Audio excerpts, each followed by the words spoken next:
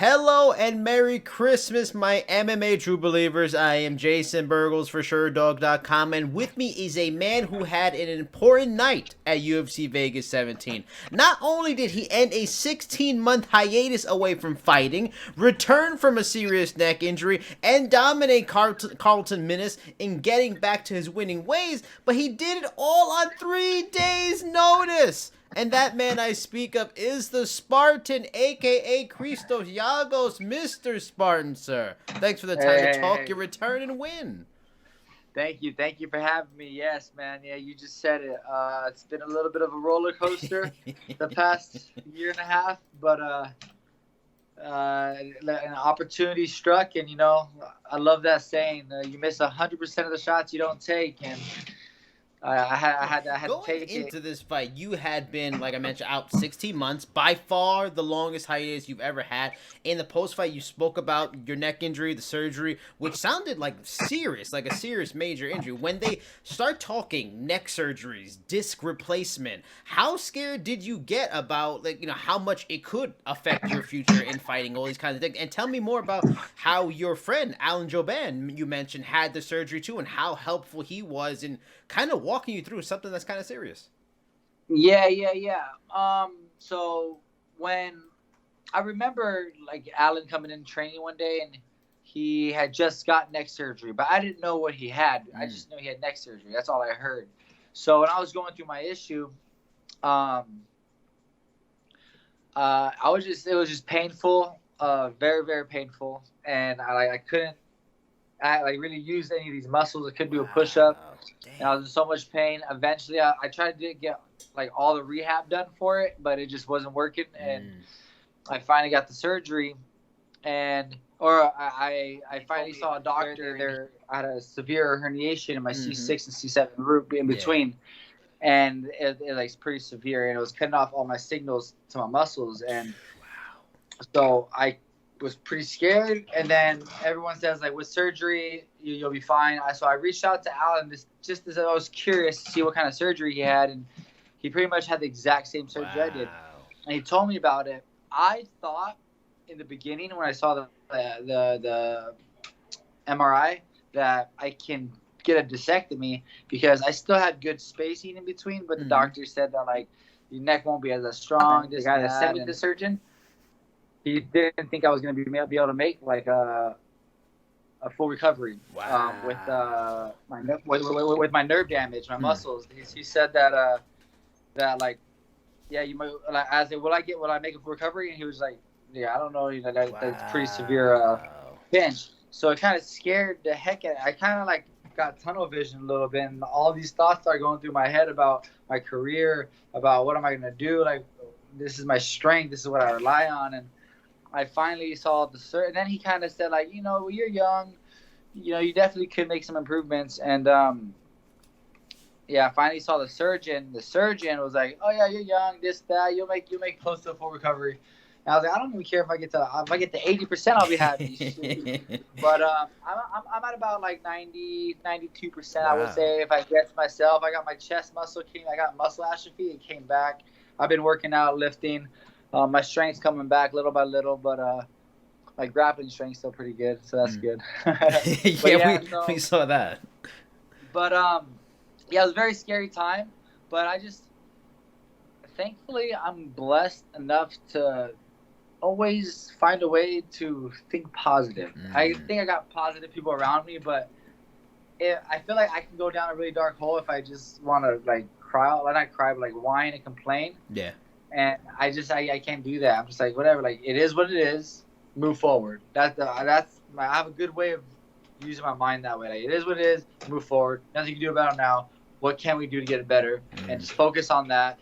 And I did. And it's been one crazy year. I started looking for a fight. I was like, Jason. I told my manager, hey, let's get a fight. Let's get a fight. Let's get a fight. Let's get a fight. Every week I'm texting him. Let's get a fight. Let's get a fight. It finally got to the point where USADA came twice. Sean said I had a spot. I think it was in January, and then all of a sudden, this opportunity came about, and Jason hit me up and asked. I was like, all right, let's go. How much did this super long layoff? Because I know you mentioned the post fight. It was tough getting a fight, like you just mentioned now too, and it wasn't happening. How much did this layoff because it was so long, say, you know what, I wanted a full camp. I really probably don't, want to fight on 3 days' notice, but did it push you into the situation, or did also your manager say, like, strongly suggest, like, you probably need to take this now, or it's going to be another long wait? So did all these factors really force you into a tough spot? A little bit, yes and no.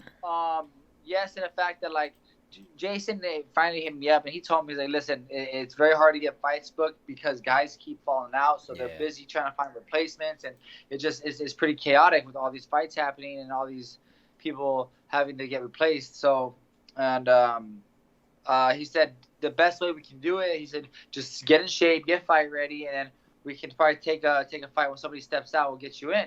And I agreed. I said, all right, but I said I want at least 2 weeks.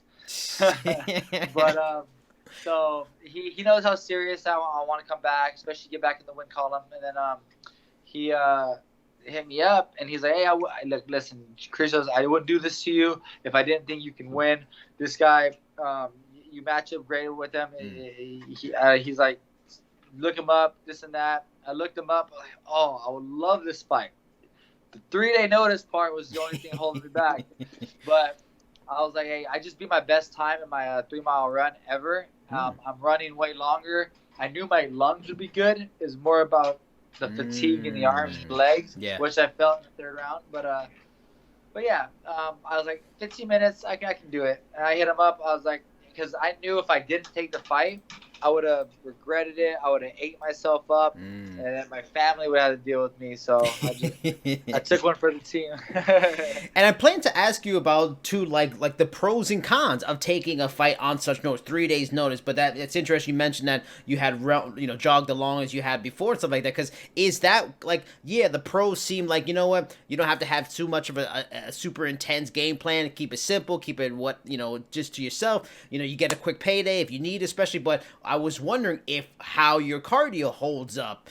What is kind of the fear of jumping in on short notice? We saw it happen with James Krause, who has great cardio when he fought Trevin Giles. He just jumped in and it wasn't where he probably wanted. Is that really, if not for having just made, did one of your personal bests in cardio, running, kind of stuff like that, would you maybe not have taken it then? Yeah. If I wasn't training like I've been training, I wouldn't have took the fight. There's no way.